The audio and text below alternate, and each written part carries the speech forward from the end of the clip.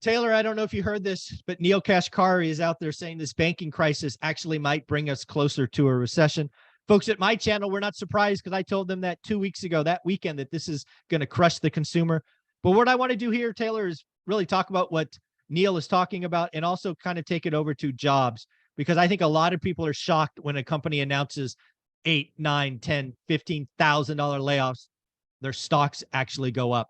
I think people don't understand. So what do you think's going on? What did you see of Neil Kashkari first?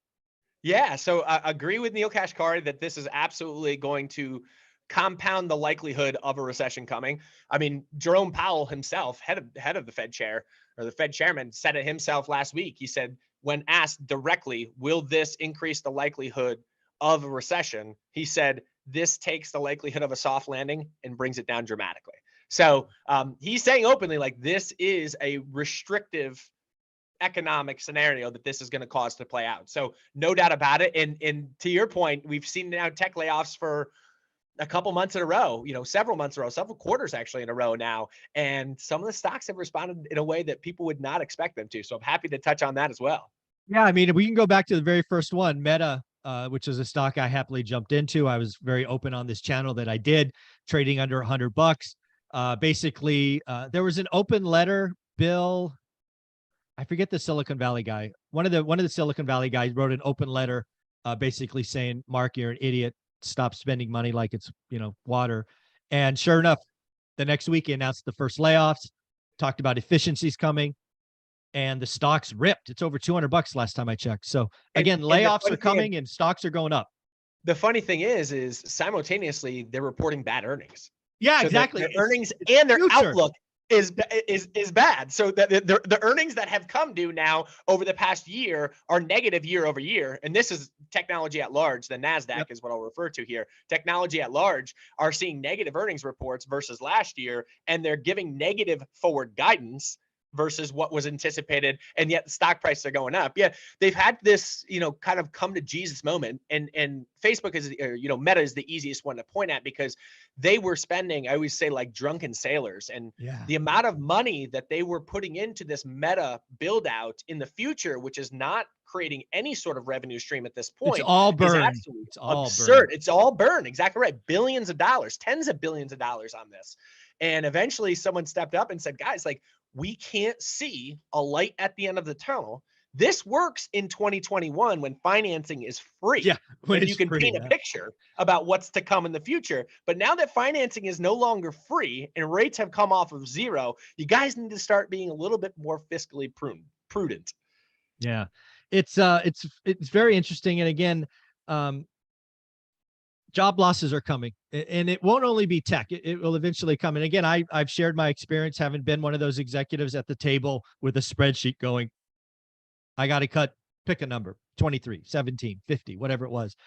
And again, early in my career, I was an accountant who was making the adjustments on overhead and reserve requirements and all of the things. So again, when you talk about earnings per share, at least in tech companies, the largest operational cost is employees. Right. And if you, CEO, has to show meaningful, better performance, and oh, by the way, when you lay off, you get to do these things called reserves, which you get to call something else. We should expect significant layoffs, certainly the next 6 to 9 months. It's not over.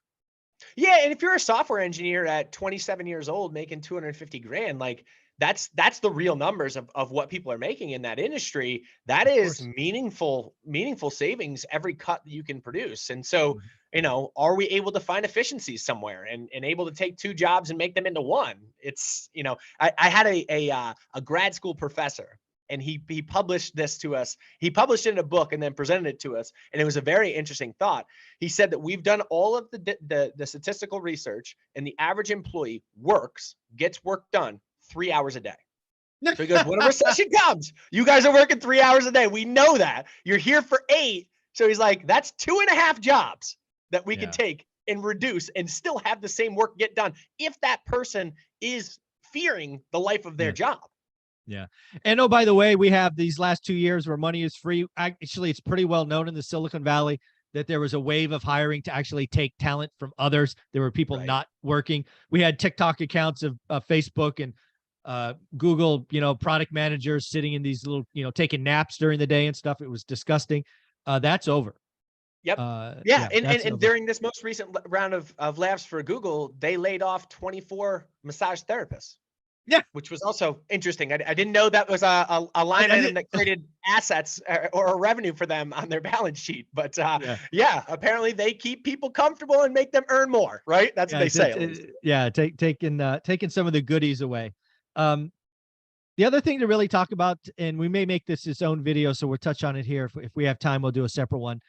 I think there's a general understanding, and I put this out on Twitter that weekend, so 2 weekends ago, that what was coming to the banking crisis, right? Banking crisis was real, but I could see the next couple of dominoes, and I have receipts to approve it. One is this is going to be liquidity draining, right? And essentially, the capital markets have been shut for 2 weeks. There's Yep. not a lot getting done. Yep. So that Yep. happened. Yep. Second, what's going to happen after this is going to do Jerome's job for him. Correct. It's Correct. going to Correct. it's going to artificially raise the cost of capital. And Correct. some people have guessed as high as 1.5 base or 150 basis points. We have I think I want to say Neil, but I don't think it was him. Somebody talked about it might be 75 basis points. Either way, I don't know if Jerome was smiling, but maybe he's snickering in the background when he's alone, like, damn it, this is going to beat inflation back for me. I don't have to do as much. What do you think? Yeah, 100%. He said in his comments that this was equivalent to one extra rate hike. I think it's far more than that. Far more. Yeah, I said in a video the other day that it was a 100 basis point increase, a full 1%. I agree. That's the number I would say.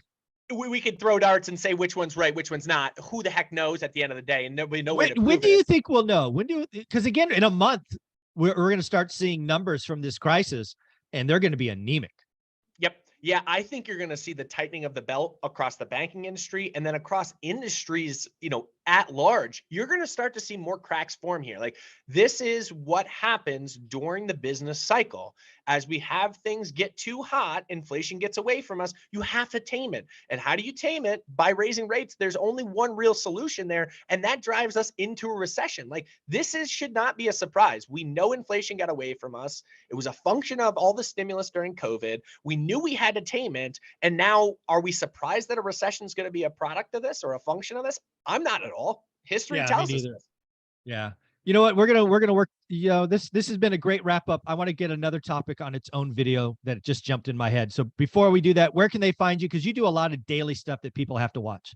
Yeah, thanks so much. We do try to keep it current. So we're on Instagram and TikTok. Follow us at Life Goal Investments. There'll be 2 to 3 videos a day. Awesome. 2 to 3 a day. I love when you're walking around the floor. That's awesome. People just must geek out with that. So thank you.